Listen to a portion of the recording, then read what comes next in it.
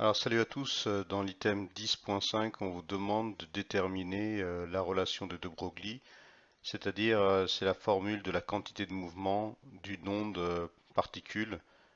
Je rappelle que la quantité de mouvement se note P. Alors correction, la quantité de mouvement P d'une onde particule est égale à la constante de Planck H qui vaut 6,62 fois 10 puissance moins 34 joules fois seconde divisé par la longueur d'onde. Je rappelle que toute longueur d'onde doit être convertie en mètres. Enfin, on aura donc une quantité de mouvement P qui aura pour unité le kilogramme fois mètre fois seconde moins 1. Alors, je rappelle également une autre formule qui est également valable pour la quantité de mouvement et déjà vue en mécanique.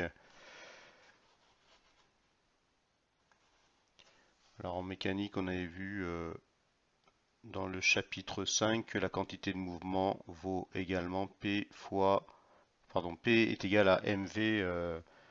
Normalement, c'est une quantité vectorielle, mais ici, comme on demande la norme, voilà, il n'y a pas besoin de mettre de vecteur. Alors, je vous propose un petit exercice. Il s'agit de donner la longueur d'onde lambda d'un électron de masse 9,1 fois 10 puissance moins 31 kg qui se déplace à la vitesse v égale 4000 km par seconde.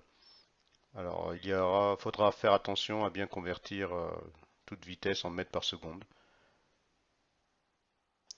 Alors correction, en fait, on vous demande donc de trouver une formule dans un premier temps pour lambda. Donc il va falloir isoler le lambda dans cette formule. Je rappelle qu'on connaît h, on vous la donnera toujours, la valeur est ici. On connaît la masse de l'électron, on sait que c'est 9,1 fois 10 puissance moins 31 kg. Et enfin, on connaît la vitesse qui vaut 4000 mètres, pardon, 4000 km par seconde. Donc il faut, je répète, isoler ce lambda. Donc j'ai h sur lambda, c'est-à-dire la quantité de mouvement de l'onde particule qui est égale à la masse fois la vitesse. À partir de là, je cherche lambda, donc j'ai lambda qui est égal à h divisé par la masse fois la vitesse de l'électron. Je rappelle qu'il faut encadrer une formule au bac.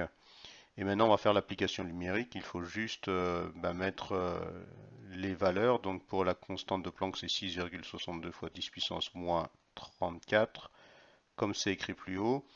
La masse de l'électron, c'est 9,1 fois 10 puissance moins 31. Et enfin, la vitesse ici, c'est 4000 km par seconde. Donc ça te fait 4000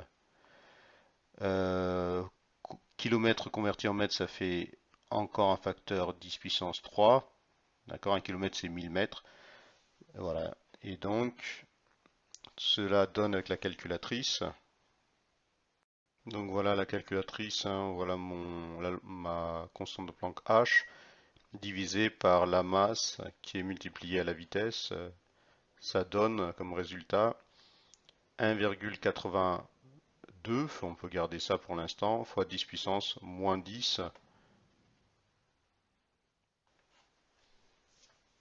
Donc ça fait 1,82 fois 10 puissance moins 10, et comme c'est une longueur d'onde, donc c'est exprimé en mètres. Alors maintenant, en termes de chiffres significatifs, hein, comme vous aimez bien ça, donc là, il y a 3 chiffres significatifs pour la constante de Planck, 2 chiffres pour la masse, et enfin 3 chiffres significatifs, enfin pardon, 4 chiffres significatifs pour la vitesse. Donc je rappelle qu'il faut dans un résultat tel qu'une une multiplication ou une division, dans le résultat, il faut donner un chiffre significatif, enfin le même nombre de chiffres significatifs que la donnée qui en possède le moins. Ben ici, la donnée qui en possède le moins, c'est la masse, elle possède 2 chiffres significatifs. Voilà, donc finalement, il y a ce 2 qui est écrit en trop et qu'il va falloir retirer. Voilà, donc ça fait 1,8 fois 10 puissance moins 10 mètres. Alors c'est tout pour cet item. À bientôt.